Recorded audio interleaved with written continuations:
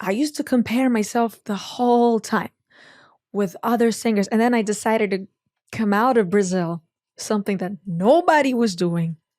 In Brazil, we speak Portuguese, not Spanish. I was learning Spanish, learning the culture, learning English.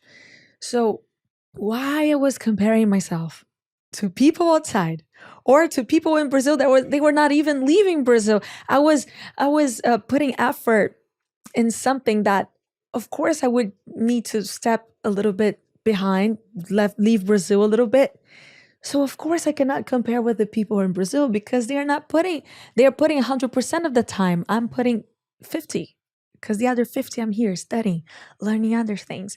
And I cannot compare with the people that speak Spanish or English because they are in Spanish or English. They're not in Brazil 50% of the time, coming back to Brazil to give this. And I had this always comparing. And nowadays I just feel like, wow, I was so mean to myself. You know, it's not fair to do this to you, you know? And not even about the things that we can see, which is like nationality or physical type, but also family karmas, family traumas, you know, past lives, so many things that we cannot even know how hard it is for me or for you. It's just different. Yeah, well said. Absolutely. I think you're so right that instead of connecting, we're comparing. And we get lost in that trap and it feels like a prison. Yeah. And you kind of keep going round and round in a loop. I mean, speaking of comparing, you were saying that a few years ago, before an event, you would have been like doing so many things and doing all this. And now you're like, well, wait a minute, actually, I want to meditate. I want to do this. What changed? When my song went #1 in the world, I worked so hard for that. I was the first female Latin singer to have a solo song #1 in the world. And it was just like I was everywhere.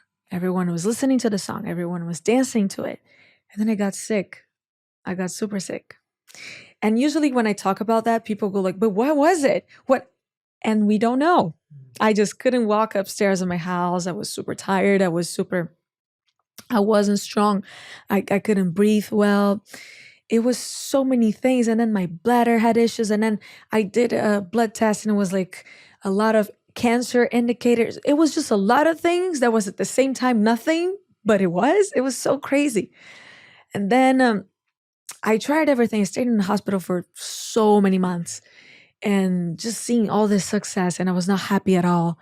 I was just in this internal fight with my duality, because I believe we all have this duality, which is our ego with our soul, you know. And then I met this shaman that she does this method called a pregnancy map. She gets all the informations from your mother's pregnancy when you were inside of her. And then she understands the way your brain works, the way how your soul, your inner child suffered, what are your fears, your traumas, your karmas. And then I went to her retreat for 5 days. No cell phone, no power, no light, nothing.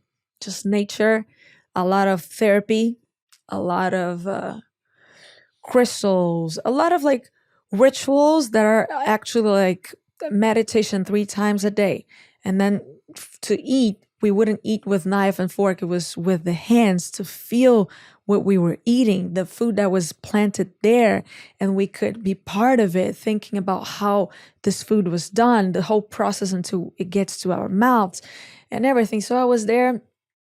And this whole time, right, she tells you like things that you want to give up, leave, and things that you want to bring to you. And I was just, you know, when you're so focused on what people are saying or what people are expecting from you that you don't listen to yourself. I was kind of like that.